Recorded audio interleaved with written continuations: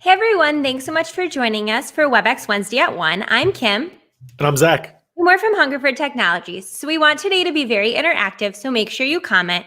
But in order to comment, you've got to be logged into whatever platform you're watching from. If you're on our website, that platform is Twitch. But we also know that not everyone watches live. So if you don't watch live, you still make sure to comment because we answer them as they come in. So thank you to everyone who's been commenting on these videos, and we'll respond accordingly.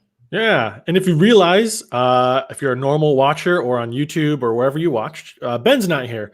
We miss him. He's got some other things going on today, so it's just Kim and I running the show. But that's okay. Kim did mention that we have our archives of all the WebExes that we've done, all the Wednesdays that we've done. It's not up to date. We're only on episode 10. Choosing the right WebEx plan was 2 weeks ago, or 3 weeks ago now. 2 weeks ago, we did choosing or using the free software Webex Teams with your software that you have.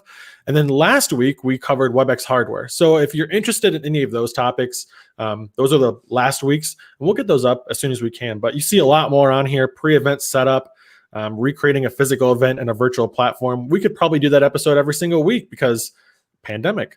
But like we've said before, companies have a need to run meetings virtually, to run events virtually. And we're here to talk about how Webex brings that to your company. This week, we're going to talk about something and make it a little bit shorter probably, because if you are a techie or if you know about technology at all, it is fall in the United States, otherwise known as new software and new hardware season for tech people. Apple just came out with their new watches. They also came out with iOS 14.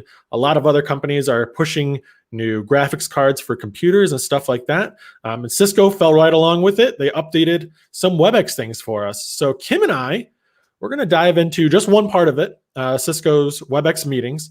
But if you do have questions about other updates, because there are a lot, I know Kim and Ben are going to be covering some things next week and in the weeks to follow. But today we're just going to go over WebEx meetings. Kim, right from the start, I'm going to be completely honest. I have seen this, so it's not like I'm new to all this. And there we are. I love the user interface. I will be the first to say it. With working at Apple for how long I did, like the user interface of like iPhones and iPads and computers was so incredible to me, and it's great to see that WebEx has started to do that with theirs. So like, again, before it was very easy to see and understand where everything was, but they kind of have minimalized it even more to make it so that there's bars at the bottom to show you where everything's at. Yeah, the easiest things, the things you use the most are right there. Like in the old interface, there used to just be a microphone, and when it was on red, you had to know that you were muted. Yep. And when your video was on red, it was just a camera, and when that was red, you didn't have your video on. Right now, right off the bat, you can see I'm muted because it says unmute. Click to unmute, click to start video. Yep. And I like how they've also made it. And before it was simple, but you could switch audio right from here. I have a couple different ways to use my audio. I'm not going to use my webcam for audio. That's just not going to happen. I have a great speaker right here.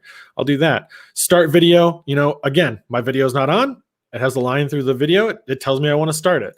Again, I could choose different things. I've been playing around with Logitech, Nikon, and some NVIDIA broadcasters, so I can use that. I can also share my content. Jack, another big thing that people are super excited about with the video are the virtual backgrounds. People are going bananas for the virtual background. That was a big issue. We know that Cisco has always had the best security. They've always had the best video. They've always had the best audio. Yep. But there were certain competitors who had the virtual background, and people really wanted that. So Cisco listened, and now they have quite a few different virtual backgrounds that you can use. And you can also add your own. I was at Old Trafford where Manchester United play in our meeting yesterday, and nobody understood it except 2 other people and myself, but that's okay. I was in that meeting and had no clue what that was. So yeah, so you can add your own virtual background, much like other companies.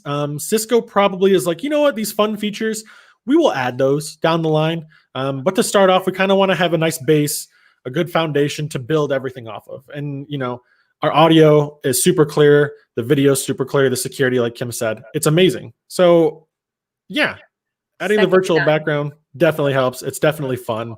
It's one of those fun factors. If you go to more options, everything is there, but they've added these 3 little dots that just, I mean, you know what it is. You see it on Google Chrome, you see it everywhere. What is it? Oh, it's just extra stuff. Last week we talked about hardware. If you ever had like a hardware system, like a hardware mini, anything like that. I know I said that completely wrong because Ben's not here to correct me. That's fine. You can connect It's to a video room kit systems. mini. I'll correct. There it is. Room kit mini. Thank you, Kim. You can connect right here. You can use it. It's very simple. What we're going to do now is jump into Kim's favorite part. This I'm super excited about, guys. It's because I host a lot of meetings. So one of the biggest issues is if you have people who might not be used to virtual meetings still, they like to mute and unmute themselves. And you might not be able to have the time to see, okay, where are the little lines? Who's making the noise? There is the mute all feature. So isn't it? I can go in and oh yeah, you can do it. Mute everyone. We're gonna have to do some. Here it is. Yeah, well, can you do that? It's all right I can make here. you the host. Oh, okay. Let's do that then. And there's co-hosts now too. Oh yeah, we learned about that a little bit. Yeah, we'll talk about that in another time. But hey, now Zach is the host. So I gave him host permissions. So now he has the ability to mute and unmute everyone. So all right here. That just makes it super simple. It's right on the right-hand side at the bottom. So hey, look at that. Yeah, that's a really, really cool feature. I really like that. I also really like, so now that Zach's the host, you can see some of the different host features. So the record button. There are certain meetings that we know we want to record, and now it's front and center. So your record is right there, super easy to click, and so is your share button. Pretty much what they did is take the features that people use the most and put them front and center, and then made it extra easy, super simple for anyone to use. Oh yeah, and lock meeting is right here as well. So there are plenty of times that we'll be in meetings, or Ben, Kim, and I will be in a meeting, and we're like, we don't need some people to join. Greg, just kidding. But we can lock the meeting. Greg can't get in. Or we have a meeting that's back to back with a client. That is so true. You don't want them to join in. They can go straight to the waiting room. So. Exactly. Yeah. Yeah, it's really, really cool. A lot of awesome features. It just looks more updated, fresh and clean. It runs smooth. Still all the great things we love about Webex. Yep. And everything in the top is pretty much the same. You'll have your file, edit, share, view. Right here is where you can change that virtual background. They did bring in some hardware to this, so you can unmute temporarily. That's a hard word, by holding the space bar. So, if you're not somebody that has to talk the entire time, but you want to put input into the meeting or into the call, you just hold down your space bar. It unmutes you. You talk. You let the space bar go. Boom, you're done. It's pretty great. Voice to chat. Awesome. Also, this is new to me. I didn't see this before. I don't know if this was in the previous one, but meeting info. Easily just adds it to the top. Easy to find. Shows all of our information. Shows what meeting we're in. How to connect if we need to. Easy to find, but exactly what Kim said. Pretty much what they did was everything that people use, they just gave it buttons and put it on the screen. And it's really great. One thing to bring up though is right next to the meeting info, you can hide that top bar. So if you happen to be in a meeting with somebody who's like, but I can't find the audio tab, or I don't see the participant window, our first troubleshooting thing would be make sure that they don't have that clicked, because you might be trying to show somebody on your meeting window, maybe someone who's not as used to a Webex meeting. That would be a number one troubleshoot if they can't find those. Quick and easy. I'll cover these last two little things, and then if there are any questions, we might take them, but chat is still there. You can still open up participants and chat at the same time. Again, I can say just to Kim or to everyone. Very, very simple. 3 little buttons. You can add notes, you can do polling, or you can do closed captions if you so choose. Anything else you want to cover? We do have a question, actually. Yeah, so let's check it out.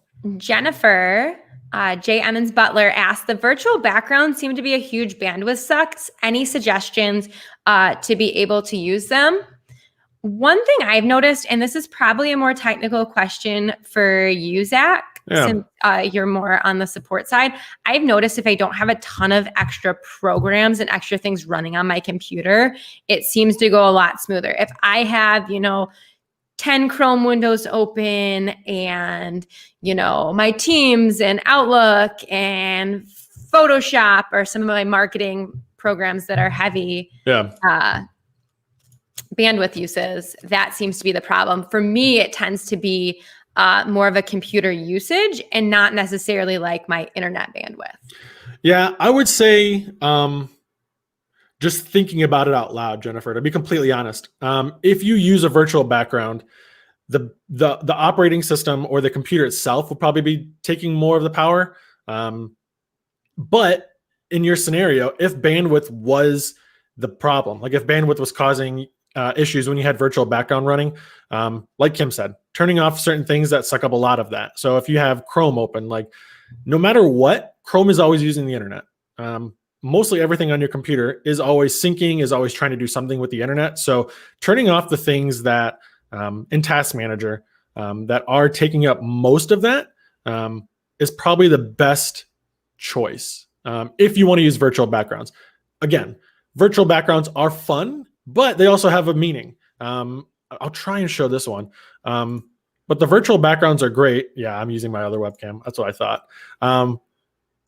They have different options. So say you are in like, well, this isn't really going to matter because pandemic, but say you're in a coffee shop or say you are in an office and you just want to blur the background. If it's just for that meeting, turn on the blur, get rid of that background, make it a little bit more clean. If you are seeing that the computer is starting to struggle or something like that, or you see that bandwidth is starting to struggle, you might have to move. But more or less, or turn off your video. A place where you really need a virtual background and you can't have it. Yeah, and a lot of times, just me thinking, the virtual background shouldn't be taking up too much bandwidth. It might be taking up a lot of processing power in your computer.